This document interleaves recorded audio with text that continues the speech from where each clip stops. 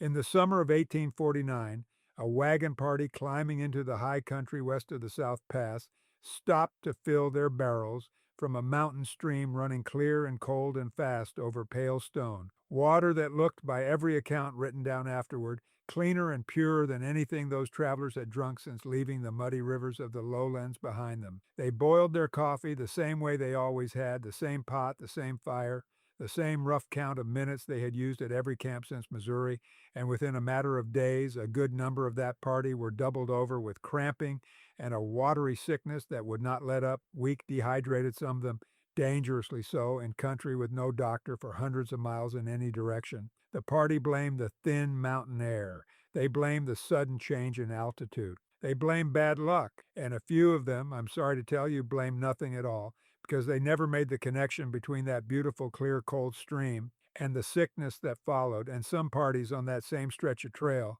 in that same season made that exact same mistake more than once before anybody worked out what was actually happening. Thirst gets the credit and dirty water gets the blame for a great deal of what happened to travelers crossing this country in those years, and in a certain narrow sense, water was indeed the cause. But it was never the muddy, brown, obviously suspect water that did the worst of the damage to careful travelers, the kind of water any sensible person already knew to treat with caution. It was water exactly like that mountain stream, clear, cold, moving fast over clean stone, water that looked, by every honest visual measure a traveler had available to them, as safe as water could possibly look. And it was not merely the water itself, it was a piece of plain physics almost nobody on that wagon train understood, a fact about their own cook fire and their own mountain that meant the very method they trusted to make water safe was quietly failing them in exactly the country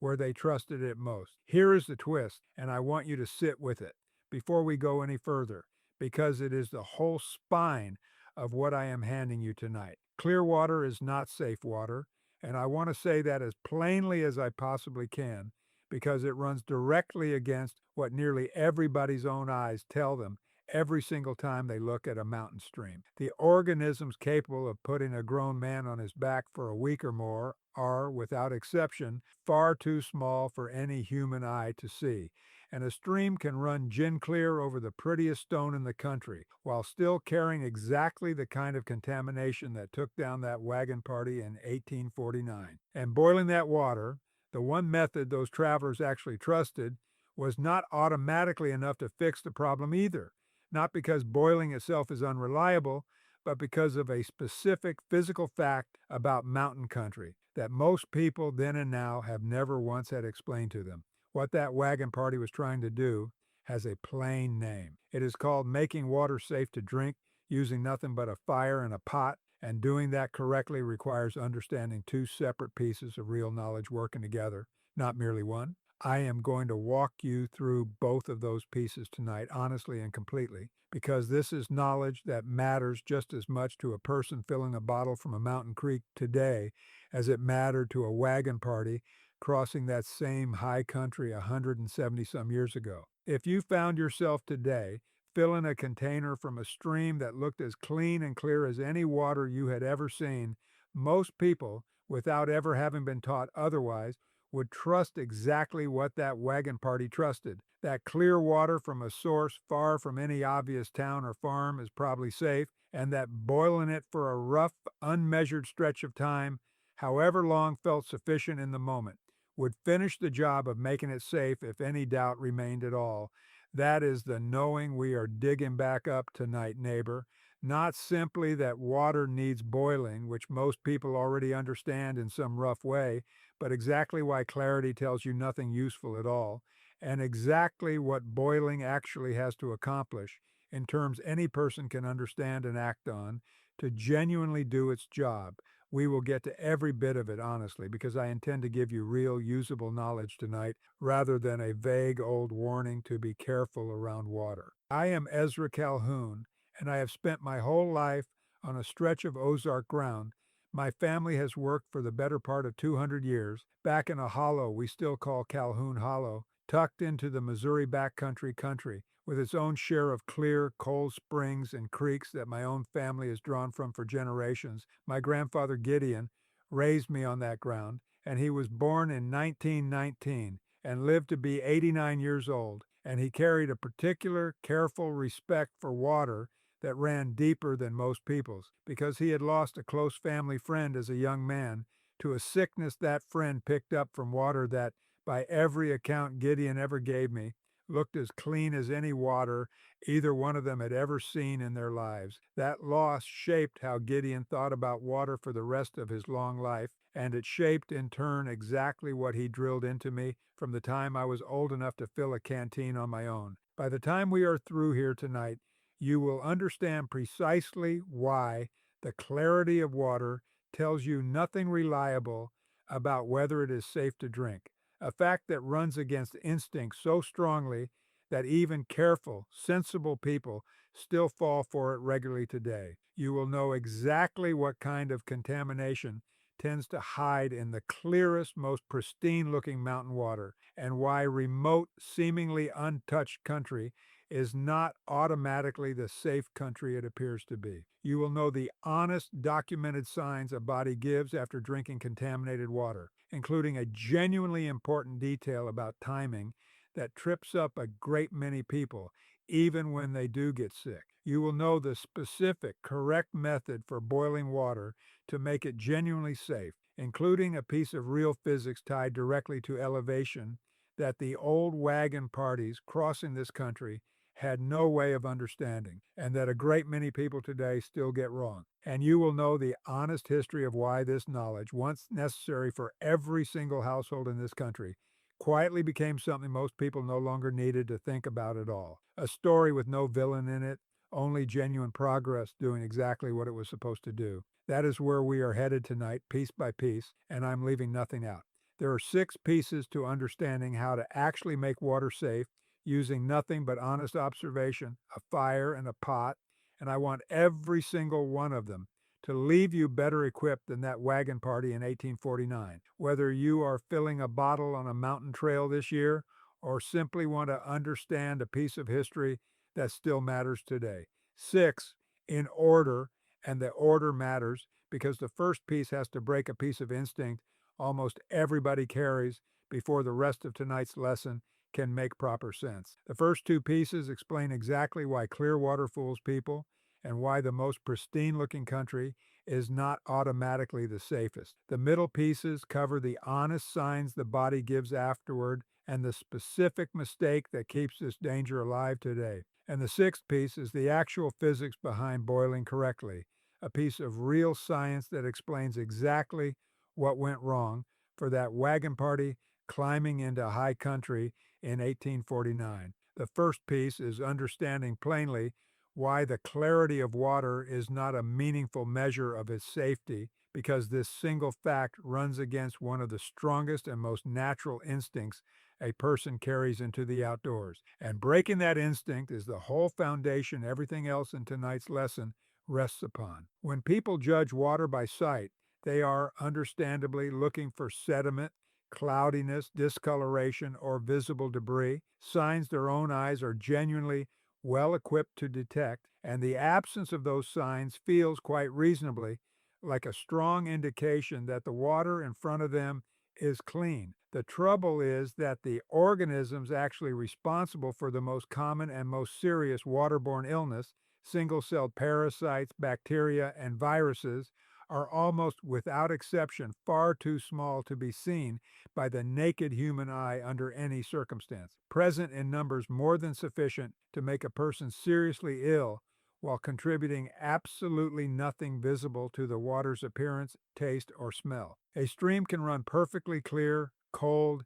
and seemingly pure while carrying exactly the kind of microscopic contamination that put that wagon party on their backs, because clarity and microscopic safety are quite simply 2 entirely unrelated properties of water that human vision was never built to distinguish between. Here is the piece that makes this especially dangerous rather than merely inconvenient. Because clear water genuinely looks, and in most cases tastes, indistinguishable from truly safe water, people trust it more readily than they trust visibly murky or discolored water, precisely backward from where real caution ought to sit. if visual appearance actually correlated with safety, the way instinct suggests it should. A traveler filling a bottle from muddy river water already carries some built-in wariness, boiling it thoroughly, or filtering it carefully out of simple, sensible caution. That same traveler filling a bottle from a beautiful, clear mountain stream very often skips that same caution entirely, precisely because the water looks so obviously, reassuringly clean, and that misplaced confidence is exactly what makes clear water, counterintuitively, one of the more dangerous categories of water a person can encounter, not because it is more likely to be contaminated than any other water source, but because people are far less likely to treat it with the caution its actual invisible contents may genuinely require. So the first piece is this, and I want it to sit with you plainly because it has to replace an instinct most people have never once had reason to question. The clarity, coldness, and apparent purity of water tell you essentially nothing reliable about whether it is safe to drink, and treating clear water as automatically safer than murky water, simply because it looks that way, is exactly the reasoning that put that wagon party on their backs in 1849 and that still sickens a great many hikers, campers, and travelers every single year today. Here's your first thing to carry out of tonight, and I will give you one at the end of every piece. Judge water by its actual treatment, not by its appearance, and treat every natural water source, however clear and however remote from any obvious sign of human activity, as a source that requires proper treatment before you trust it, regardless of how clean your own eyes tell you it looks. Now, why would remote, seemingly pristine mountain country, far from any farm, town, or obvious source of contamination, carry this kind of danger in the first place? This brings me to the second piece, and it explains exactly where this contamination actually comes from, even in the most untouched looking wilderness a person could imagine. The second piece is understanding the actual natural source of the contamination that makes clear wilderness water genuinely dangerous, because this piece surprises a great many people who assume that danger only follows human activity, farms, towns, and settlements upstream. Wild animals, elk, deer, and above all beaver, which build their dams and lodges directly in and around the exact kind of clear mountain streams travelers find most inviting, carry and shed through their own waste, precisely the organisms responsible for the most common serious waterborne illness in wilderness country, a specific parasite so closely associated with beaver activity in mountain streams that outdoorsmen have long known the resulting sickness by a plain, informal name tied directly to that animal. A stream running through country entirely untouched by any human settlement can carry a real and serious parasite load purely from the ordinary presence of wild animals living exactly the way wild animals have always lived along exactly that kind of water, which means remoteness from human activity offers no real protection at all against this particular danger,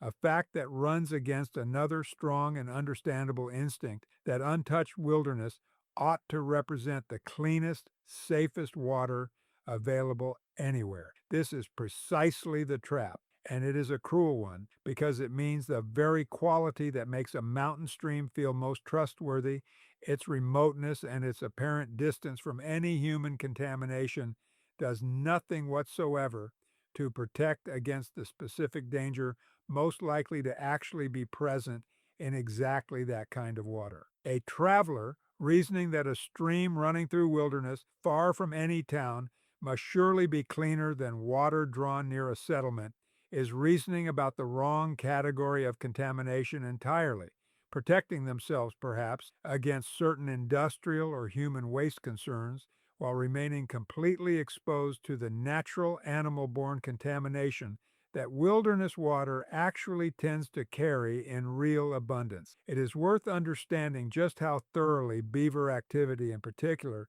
shaped this danger across the exact kind of country those wagon parties were crossing, because beaver were, at that point in this country's history, present in genuinely enormous numbers throughout the Mountain West, their dams and lodges built directly into the very streams travelers relied on most heavily for fresh water, precisely because those same dammed, slowed sections of stream offered the calmest, easiest places to fill a barrel or water a team of animals. A beaver dam creates exactly the kind of still, slow-moving pool where waste and the organisms it carries can settle and persist far longer than in a fast-moving mountain current, which means the calmest, most convenient, most inviting-looking stretch of any given stream, precisely the stretch a tired traveling party would naturally choose to draw water from, was very often also the exact stretch most heavily contaminated by the beaver activity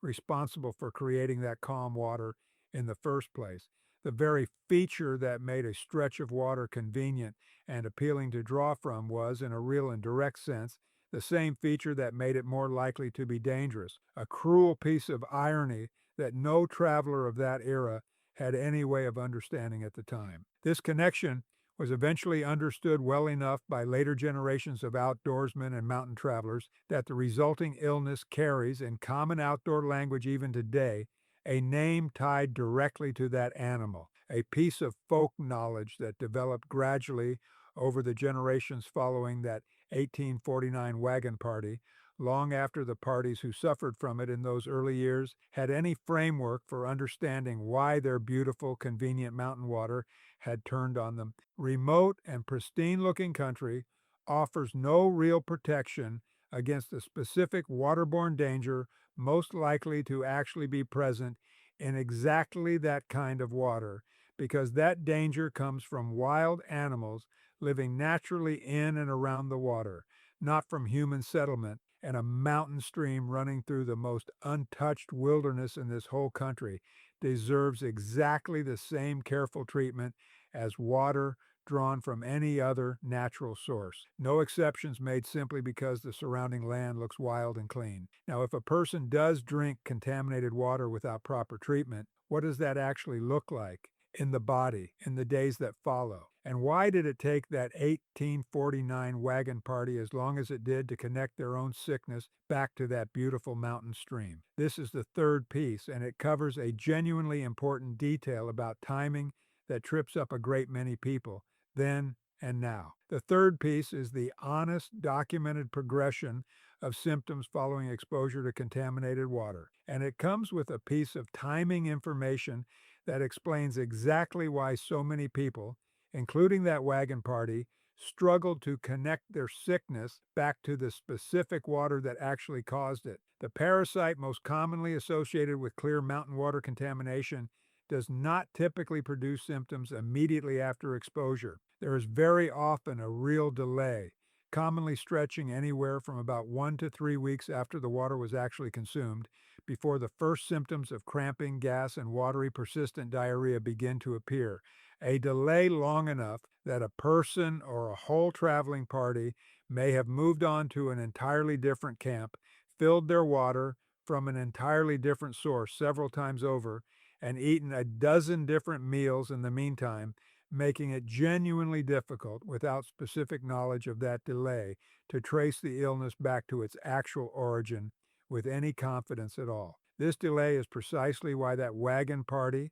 and many parties like it, blamed the mountain air, a sudden change in diet, or simple bad luck, rather than the specific stream they had drawn from a week or more earlier, because human nature naturally looks for a cause close in time to an effect, and a delay stretching into weeks defeats that natural instinct almost completely. Beyond the cramping and watery diarrhea, a genuine bout of this kind of contamination frequently brings persistent fatigue, sometimes stretching on for a good while, even after the more acute digestive symptoms begin to ease, along with a notable loss of appetite and, in poorly managed cases, real and dangerous dehydration, particularly serious for a traveling party without ready access to clean replacement fluids or any real medical care. Here is the rule, and it is 3 lines the same shape as always. 1. Cramping and watery persistent diarrhea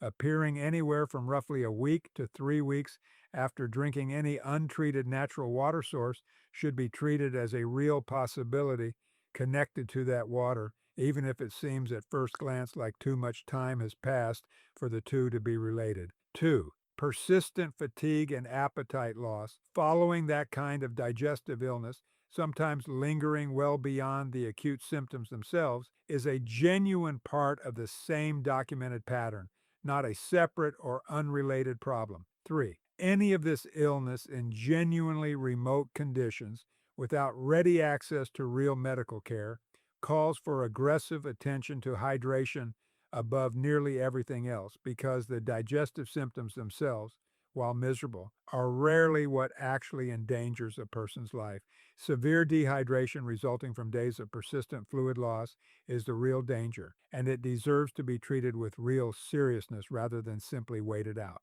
Gideon carried a particular seriousness around this exact timing detail because the friend he lost as a young man had, by his own account, dismissed an early bout of cramping as nothing more than a poor meal, never once connecting it back to a clear, cold spring the two of them had drunk from together nearly 2 weeks before, and by the time the real severity of that illness became clear, real medical help was simply too far away to reach in time. Gideon told me that story plainly and without embellishment more than once over the years, not to frighten me away from wild water entirely, because he loved these hills and their springs as much as any man I have ever known, but to make certain I understood that a delay of days or weeks between drinking untreated water and falling ill was not evidence the water was innocent. It was, in a great many real cases, exactly what genuine contamination actually looks like. So there is your third thing to carry. Learn the honest timing,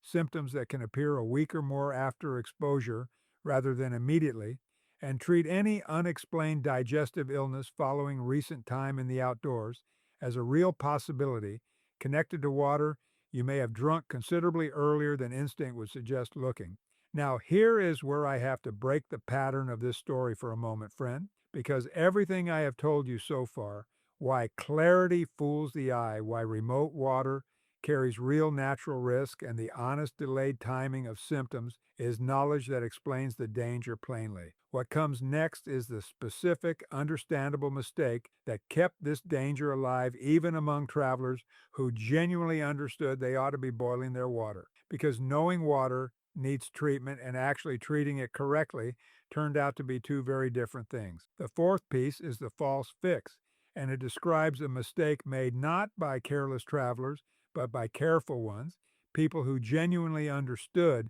they ought to boil suspect water and believed quite reasonably that they were doing exactly that. Here is the false fix laid out plain. A traveler, understanding that murky, obviously suspect water needs boiling, applies that same rough, unmeasured boiling habit inconsistently, boiling water drawn from an obviously questionable source thoroughly and carefully, while treating water from a source that looks clear and pristine with a much shorter, more casual boil, or in some cases skipping the boiling step for that clear water entirely, reasoning understandably but incorrectly that water already looking that clean surely needs less treatment or none at all compared to water that looks visibly dirty. This is precisely the same wheel I have described to you in other pieces on this channel, a reasonable seeming shortcut that actively defeats the very precaution a person believes they are taking. A traveler who boils muddy river water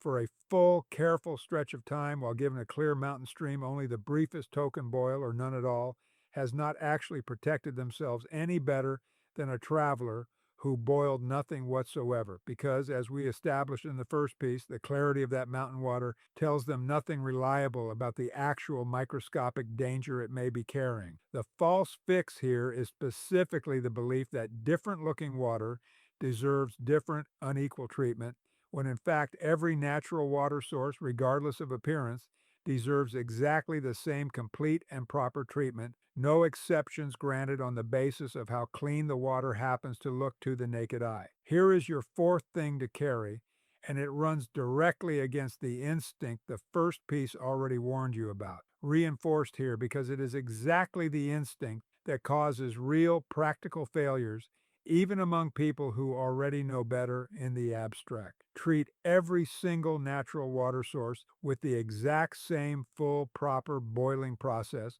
with no exceptions made for water that looks especially clean, especially cold, or especially remote from any obvious sign of contamination. The moment a person starts making exceptions based on appearance, they have already fallen back into the exact trap the first piece described, regardless of how much they genuinely understand about the danger in principle. Now, assuming a person commits to boiling every water source properly and completely, what does that boiling actually have to accomplish in specific physical terms to genuinely make water safe? That is the fifth piece, and it leads directly into the exact physics that failed that 1849 wagon party without their ever understanding why. The fifth piece is the actual correct boiling process, described plainly enough that you could follow it exactly the next time you find yourself needing to treat natural water. And it comes down to two specific requirements working together: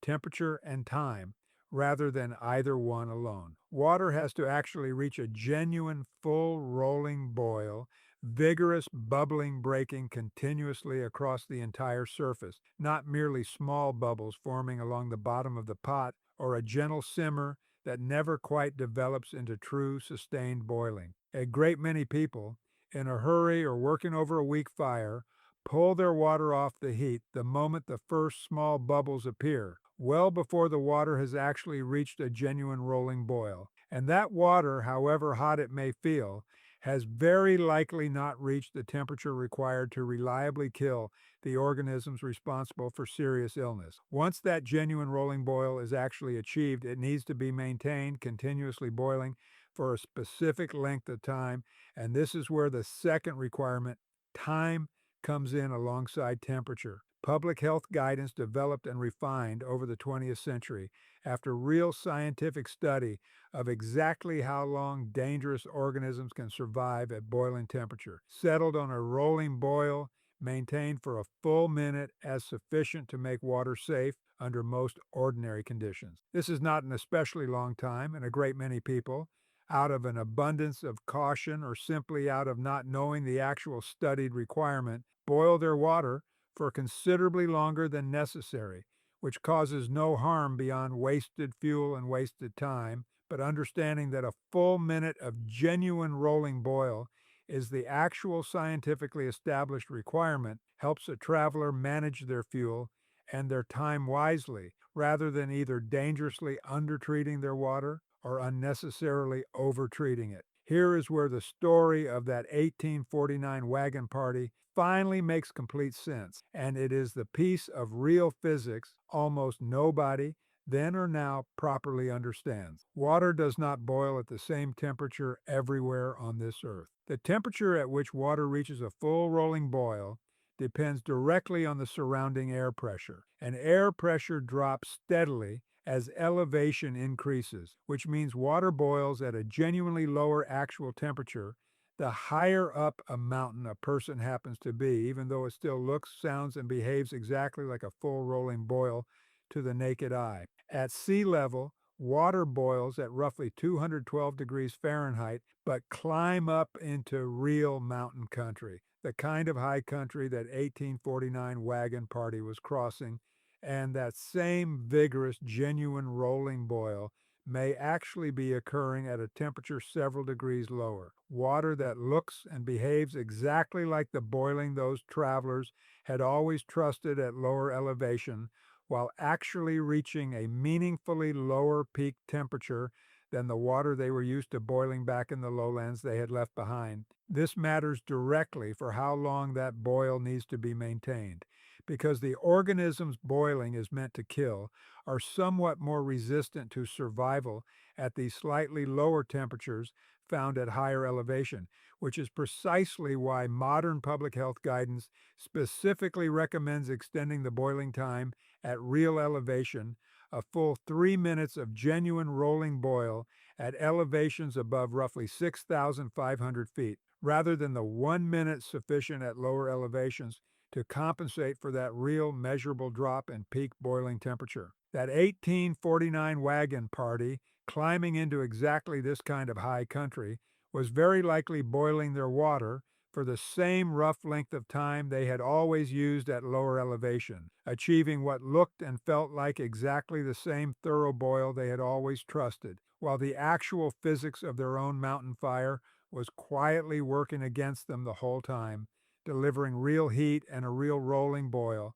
but at a temperature just low enough, for just long enough, to leave some portion of the organisms in that water still capable of making a person seriously ill. There is one more piece of practical craft worth adding here, a step that complements proper boiling rather than replacing it, and it addresses a piece of water quality that boiling itself does nothing to fix. Boiling kills the living organisms present in water, but it does nothing whatsoever to remove sediment, fine particulate matter, or the cloudiness that genuinely dirty water often carries. And heavily sediment-laden water, even after a full, correct boil, can remain unpleasant to drink and in some cases can actually shield certain organisms within tiny particles of debris in a way that makes the boiling process somewhat less reliably thorough than it would be in cleaner water. Careful old-timers address this by pre-filtering visibly dirty water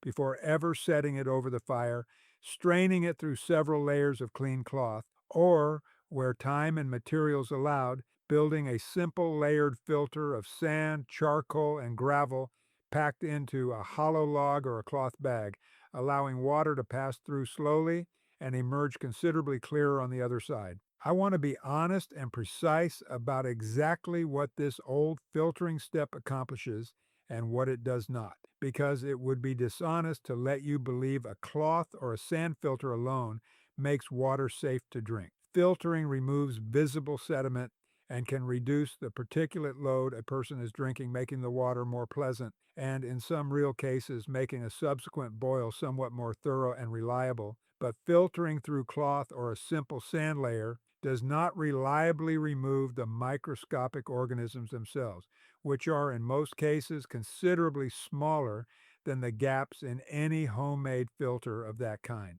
Boiling remains the essential step that actually makes water safe from a biological standpoint, and any pre-filtering ought to be understood as a genuinely useful complement to proper boiling, improving the water's clarity and taste, rather than any kind of substitute for the boiling process itself. Bring your water to a genuine full rolling boil, vigorous bubbling across the entire surface, not a gentle simmer or scattered bubbles along the bottom of the pot. Maintain that genuine rolling boil for a full minute at ordinary elevations. And if you find yourself in real mountain country, above roughly 6,500 feet of elevation, extend that boiling time to a full 3 minutes, understanding that your own fire at that altitude is achieving real boiling at a genuinely lower peak temperature than it would back at sea level, regardless of how identical that boil looks and sounds to the boiling you are used to. That is the full correct process,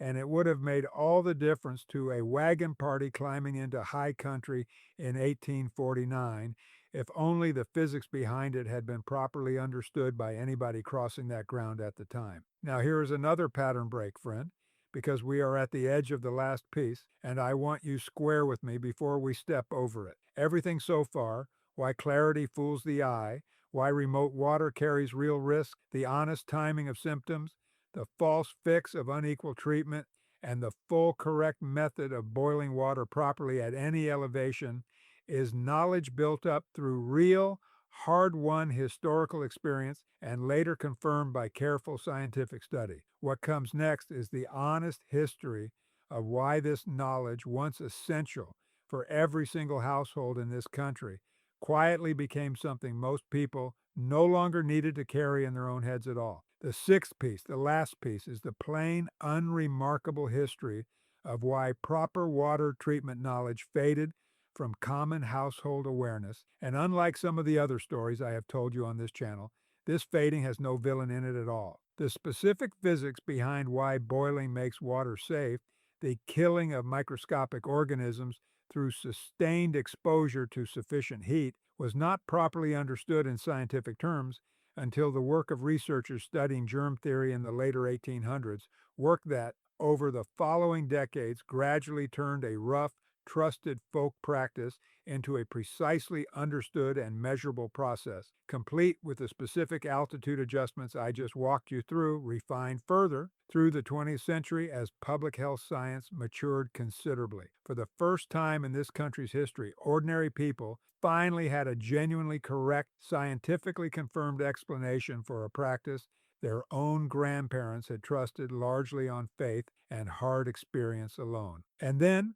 across roughly that same span of decades, something else happened that made carrying this specific knowledge in every single household's own head considerably less urgent than it had ever been before. American towns and cities over the course of the 20th century built out genuinely reliable public water treatment infrastructure, filtration and chlorination systems designed and operated by trained professionals, delivering water to household taps that had already been treated correctly and reliably by people whose entire job was understanding exactly this kind of science before it ever reached an ordinary family's kitchen sink. A household drawing water from a municipal tap simply no longer needed to personally understand rolling boils, altitude adjustments, and the honest limits of visual water inspection, because that whole body of responsibility had shifted onto a public system built specifically to handle it correctly, at a scale and with a level of professional oversight no individual household boiling water over their own kitchen stove could ever fully replicate on their own. This is not a story of anybody bearing good knowledge for profit, and I want to be as honest with you about that as Gideon always was with me. It is a story of two entirely reasonable developments, better science and better infrastructure, arriving together and genuinely reducing how much an ordinary household needed to think about a danger their own great-grandparents thought about constantly. The knowledge itself never stopped being true or useful. It simply stopped being urgent for most people, most of the time tucked away as background information rather than daily necessity, right up until the exact moment a person finds themselves away from that reliable public system, filling a bottle from a stream, a spring, or any other natural source, exactly the moment this old knowledge becomes every bit as essential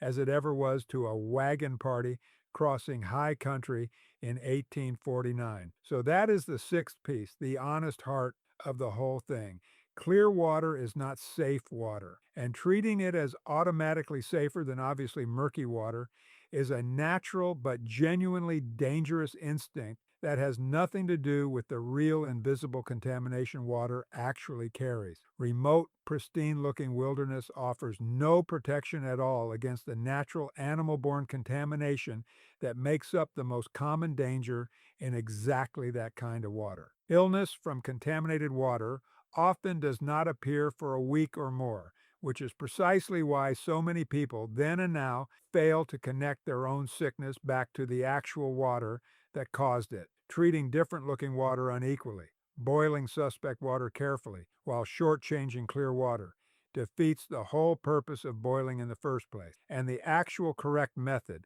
a genuine rolling boil maintained for a full minute at ordinary elevation, extended to 3 minutes above roughly 6,500 feet, is precise, learnable, and would have saved that 1849 wagon party a great deal of suffering if only the physics of their own mountain fire had been properly understood at the time. There is one more thing worth telling you before I close out tonight, because it shows how deeply Gideon carried this particular lesson into the ordinary rhythms of his own household, long after any wagon train had crossed this country, and long after municipal water systems had made the whole question largely academic for most Americans. Gideon kept a spring on his own land his whole life, a clear, cold source he trusted completely for the taste and the character it gave his coffee, and he never once, not a single time across his entire adult life, drew from that spring without bringing it to a full rolling boil first, regardless of how many decades that same spring